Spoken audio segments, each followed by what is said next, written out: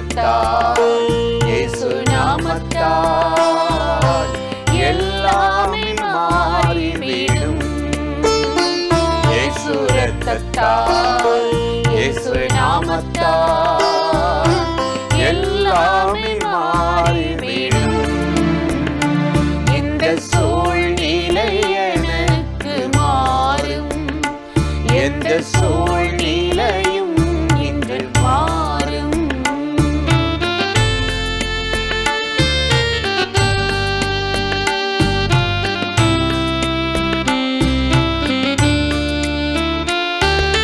மாறாவின் கசப்புகள் மதுரமாய் மாறிவிடும். ஆணையின் விஷமெல்லாம் அற்புதமாய் நீங்கிவிடும். மாறாவின் கசப்புகள் மதுரமாய் மாறிவிடும். ஆணையின் விஷமெல்லாம் அற்புதமாய் நீங்கிவிடும். சிலுவை மரத்தால் மாற்று நடக்கும். சிலுவை மரத்தால் மாற்று நடக்கும். தோஷம் நீங்கி சந்தோஷம் வரும்.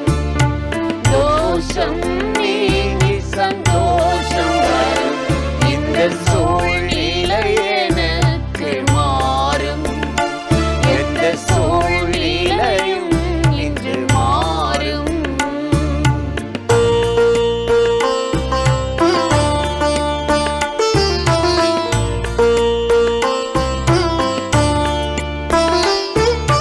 கோலியாத்தின் வல்லமை இன்றைக்கே அழிந்திடுமே.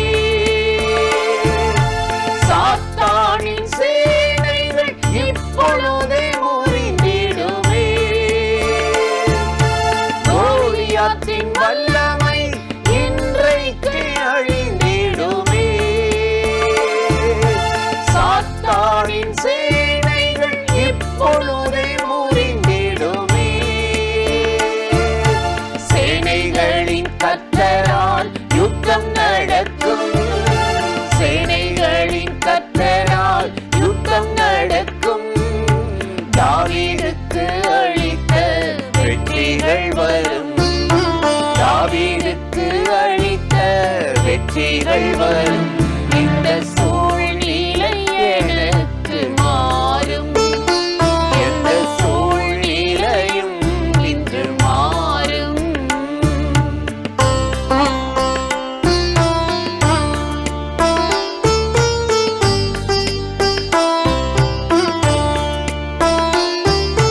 வெறுமையான கச்சாடி தண்ணீரால் நிரம்பிடுமே. வறுமை தரித்திரம் இன்றோடு ஓடிடுமே. வெறுமையான கச்சாடி தண்ணீரால் நிரம்பிடுமே. வறுமை தரித்திரம் இன்றோடு ஓடிடுமே. இயேசுவின் வார்த்தையால் எல்லாம் நடக்கும். இயேசுவின் வார்த்தையால் எல்லாம் நடக்கும். வெட்கத்திற்கு பதிலாய் பலன்கள் வரும். வெட்கத்திற்கு பதிலாய் பலன்கள் வரும். இந்த சூழ்நிலை எனக்கு மாறும், எந்த சூழ்நிலையும் இன்று மாறும்.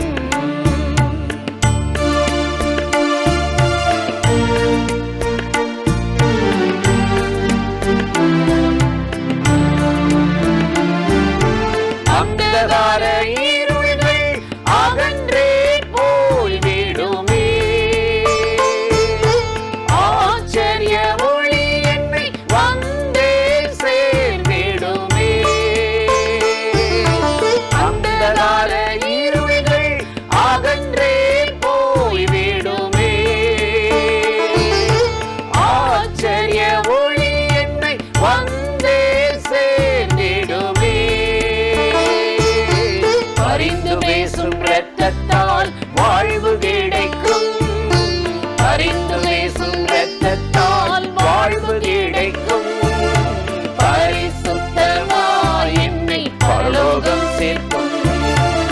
பரிசுத்தமாய் என்னை பரலோகம் சேர்க்கும் இந்த சூழ்நிலை எனக்கு மாறும். எந்த சூழ்நிலையும் இன்று மாறும். எந்த சூழ்நிலை எனக்கு மாறும். எந்த சூழ்நிலையும் இன்று மாறும். இயேசு இரத்தத்தால், இயேசு நாமத்தால் எல்லாமே மாறிவிடும். இயேசு இரத்தத்தால், இயேசு நாமத்தால் எல்லாமே மாறிவிடும். இந்த சூழ்நிலை எனக்கு மாறும். எந்த சூழ்நிலையும் இன்று மாறும். பிரியமானவர்களே, ஆண்டவராகிய இயேசு கிறிஸ்துவின் நாமத்தில் இந்த காலை நேரத்தில் இயேசுவை தினம் பார்ப்போம் என்ற இந்த நிகழ்ச்சி மூலமாக உங்களை சந்திப்பதில் மிகுந்த மகிழ்ச்சி அடைகிறேன். சங்கீதம் 37:39 நாம் வாசிக்கிறோம். நீதிமான்களுடைய இரட்சிப்பு கர்த்தரால் வரும், இக்கட்டு காலத்தில் அவரே அவர்கள் அடைக்கலம் என்று சொல்லி நாம் வாசிக்கிறோம். நீதிமான்களுடைய இரட்சிப்பு கர்த்தரால் வருமா? இக்கட்டு காலம் என்று ஒன்று வருகிற பொழுது கர்த்தராகிய தேவனே அவர்களுடைய அடைக்கலமாக இருக்கிறார். ஒரு பாவமும் செய்யாமல் நல்ல காரியங்களை செய்து வருகிற, தேவனுக்கு பயந்து வாழ்கிறவர்களுக்கு பெயர் நீதிமான் என்று சொல்லப்படுகிறது. இந்த நீதிமானை போலத்தான் தாவீது வாழ்ந்து கொண்டிருந்தான். அவன் சவுலுக்கு எந்த ஒரு தீமையும் செய்யவில்லை, கெடுதி ஒன்றும் செய்யவில்லை. கோலியாத் தேசத்தை அழித்துவிட, ஜனங்களை கொன்றுவிட அவன் முயற்சித்த போது தாவீது போய் முன்பாக நின்று யுத்தத்தை நடப்பித்து கோலியாத்தை வீழ்த்தி தேசத்துக்கும் ஜனங்களுக்கும் நன்மை செய்தான். இது நிமித்தமாக சவுலுக்கு நன்மைதான் நடந்ததே தவிர தீமை ஒன்றும் நடக்கவில்லை. ஆனால் அதை சவுல் விளங்கிக் கொள்ளாமல் காய்மாகாரமாக அவனை துரத்தி கொண்டே இருந்தான். அது நிமித்தம் தாவீது அனுபவித்த இன்னல்கள் ஏராளம். எவ்வளவோ இக்கட்டுகளை அவன் சந்தித்தான். இந்த நீதிமானுக்கு இரட்சிப்பு கர்த்தரால் வரும், அவர்களுக்கு அவரே அடைக்கலம் என்று சொல்லி, இக்கட்டு நேரங்களில் காலங்களில் அவர்தான் அவர்களுடைய அடைக்கலம் என்று சொல்லி நாம் வாசிக்கிற இந்த வேத வசனத்திலிருந்து நாம் அறிந்து கொள்ள முடியும். தாவீதுடைய வாழ்க்கையில் பாருங்கள், இந்த பக்கமும் அந்த பக்கமும் ஒருவராக தாவீதின் ஆட்களும் சவுலின் ஆட்களும் நின்று விட்டார்கள். மரணத்திற்கும் எனக்கும் ஒரு அடி தூரம்தான் இருக்கிறது என்று சொல்லும் அளவிற்கு சவுலின் ஆட்கள் தாவீதை மிகவும் நெருங்கிவிட்டார்கள். அந்த நேரத்தில் ஒரு ஆள், அந்த சமயத்தில் ஒரு ஆள் வந்து சவுலிடத்தில் ஒரு விஷயத்தை சொல்லுகிறான். தேசத்தை பிடிக்க எதிராளி ஒருவன் வந்துவிட்டான் என்ற ஒரு செய்தியை சொன்ன உடனே சவுல், இவ்வளவு இராணுவ வீரர்களோடு கூட இவ்வளவு காலம் தாவீதை பிடிக்கத்தானே நான் நெருங்கி கொண்டிருக்கிறேன், இப்பொழுது கைக்கு எட்டின தூரத்தில் தாவீது இருக்கிறான், இவனை பிடித்து அழித்து விட்டால் என்னுடைய வாழ்க்கையில் கொள்கை நிறைவேறிவிடும் என்று சொல்லி அவன் அந்த நேரத்தில் நினைத்திருந்தால் தாவீது அழிந்திருப்பான். ஆனால் தேவனாகிய கர்த்தர் பாருங்கள், நீதிமானுக்கு கர்த்தரால் இரட்சிப்பு வரும். இக்கட்டு காலத்தில் அவரே அவர்களுடைய அடைக்கலம் என்று சொல்லப்பட்ட வார்த்தையின்படியாக தாவீதை காப்பாற்றும்படியாக அந்த நேரத்தில் சவுலுடைய சிந்தையை தேவன் மாற்றினார். தாவீதை தேடிக்கொண்டுதானே நீ ஓடி வந்தாய் என்ற எண்ணமே அவனுக்கு மறந்து விட்டது. ஐயோ, தேசத்தை பிடிக்க எதிராளி எவனோ வந்து விட்டான் என்று சொல்லி அப்படியே தாவீதை விட்டுவிட்டு தேசத்துக்கு முன்பாக நாட்டுக்குள்ளே ஓடினான் என்று சொல்லி நாம் வாசிக்கிறோம். இதை பாருங்கள், தாவீதை ஆண்டவராகிய கர்த்தர் எப்படி காப்பாற்றினார். நீதிமானுக்கு கர்த்தரால் இரட்சிப்பு வரும். இக்கட்டு காலத்தில் அவரே அவர்களுடைய அடைக்கலம். இன்றைக்கு நம்முடைய வாழ்க்கையிலும் இப்படிப்பட்ட இக்கட்டுகள் ஏராளம் இருக்கலாம். ஐயோ, எதிராளி என்னை பிடித்து விடுவானோ, நான் அழிந்து விடுவேனோ, நான் அசிங்கப்பட்டு விடுவேனோ, ஆபத்தில் சிக்கி விடுவேனோ என்று கூட நீங்கள் தவித்து கொண்டிருக்கலாம். ஆனால் உங்களுக்கு ஒரு ஆண்டவர் இருக்கிறார், அவர்தான் இயேசு கிறிஸ்து. அவரிடத்தில் நீங்கள் ஓடி அடைக்கலம் புகுந்து கொண்டு விட்டால், இக்கட்டு காலத்தில் நீர்தான் என்னுடைய அடைக்கலம் என்று தஞ்சம் புகுந்து விட்டால், எவ்வளவு பெரிய இக்கட்டில் நீங்கள் அகப்பட்டிருந்தாலும், அது எவ்வளவு பெரிய இராணுவமே உங்களுக்கு எதிரிட்டு வந்திருந்தாலும், அரசாங்கமே ராஜாவோடு கூட சேர்ந்து வந்து உங்களை பிடிக்க வந்தாலும், சத்துருவின் கைகளில் ஆண்டவர் உங்களை ஒப்பு கொடுக்கவே மாட்டார். தாவீதை தேவன் காப்பாற்றினார். அதே போல ஆண்டவராகிய கர்த்தர் நம்மையும் காப்பாற்றி ரட்சிக்க வல்லவராயிருக்கிறார். அந்த ஆண்டவரை நோக்கி நாம் இப்பொழுது ஜெபிக்கலாமா? பரிசுத்தமுள்ள நல்ல தகப்பனே, இந்த அருமையான நேரத்திற்காக நாங்கள் உம்மை நன்றியோடு ஸ்தோத்தரிக்கிறோம். நீதிமானுடைய ரட்சிப்பு கர்த்தரால் வரும்.